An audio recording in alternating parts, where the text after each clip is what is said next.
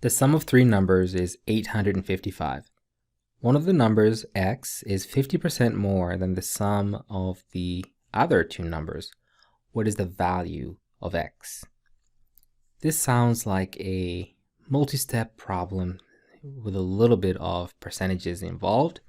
So let's try to come up with an expression or an equation that would help us find the answer to this.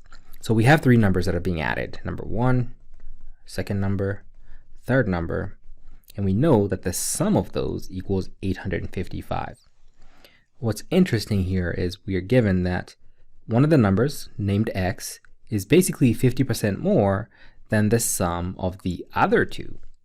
So it sounds like these other two are determining what we are going to call this one over here. So let's think about this. Let's say we had numbers x, y, and z being added together. We are being told that this number, x, is actually 1.5% more. And how did I come up with that? Remember, the original number is always at 100. 50% more means we're going to be adding 50%. So we end up with 150% of these other two, of the other two numbers. So I think actually with that said, it might be a good idea to just see these two numbers. Let's just give them one variable. Can we just call them m? The sum of them, we'll say the sum of y and z is m. So with that said, to find x, x is 150% of m, which is the sum of y and z, the sum of the other two numbers. And using percentages never works. You don't leave a percent as a percent. You have to convert that percent to a decimal. So this is 1.5. Of means multiply, so this is 1.5m. That means we can rename x to 1.5m. And that goes for our equation. We had x plus y plus z equals 855.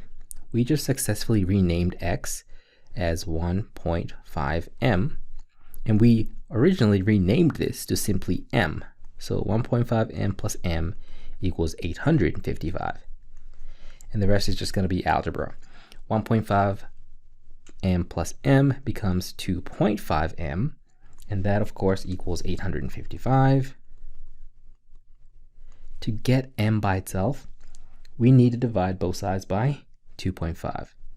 And since this is section 4, you are definitely allowed a calculator.